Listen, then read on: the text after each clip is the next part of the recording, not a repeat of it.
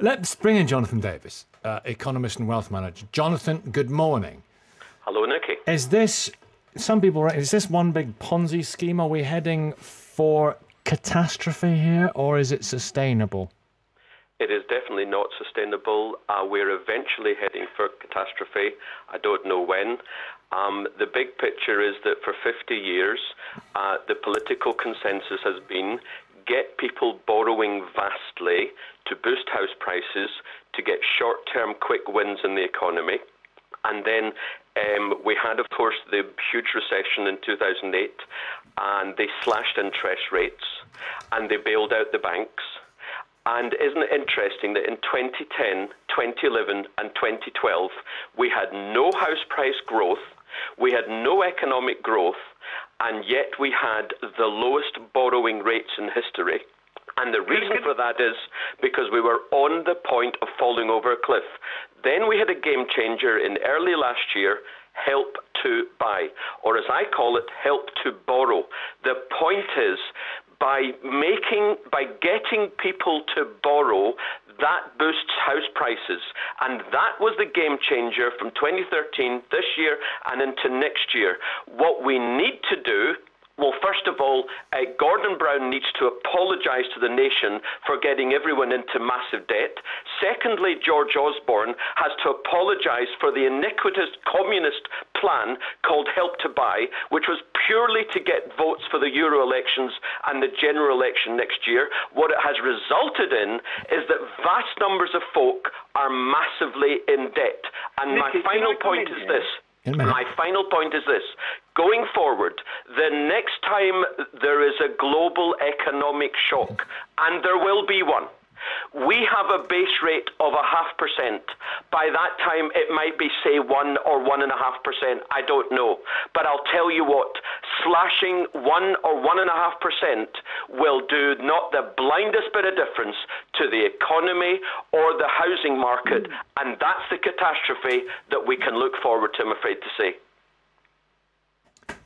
Blimey. Well, can I ask the harbinger of doom just one quick question about me? Very funny. Yeah, an ad hominem comment is always useful on a serious economic debate. Hang on. Listen, I'm the one who's got this blog about trying to buy in London. Let me ask you a question. So you're saying that really it's to my massive disadvantage if I'm borrowing 5 times my salary, maxing out on all my life savings broadly, which is what it's going to take to get the tiniest flat in London. You're saying that's going to be a mistake? In the short term, clearly, over the last couple of years, it's proved a big winner. Indeed, over the last 30 years, it's proved a big winner. What about the next Except for those who did it in 1987, 88 and 89, because then we had the biggest crash in history. Then we had the next biggest crash in history in 2008, and the next one will be even bigger.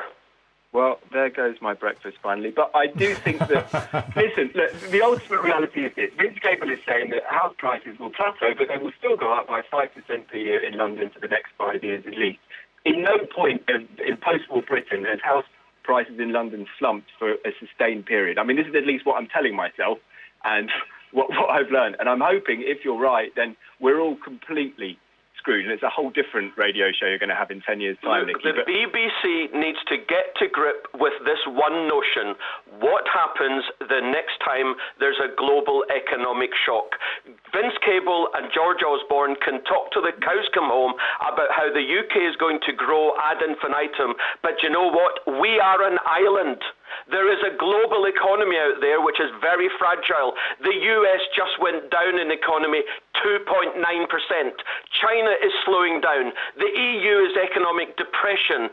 Help to Buy was a game changer. It got a massive quick win in the economy and in the housing market, as it has done throughout the history of the world. Whenever a country wants a quick win, it goes for construction. I must make one final point. I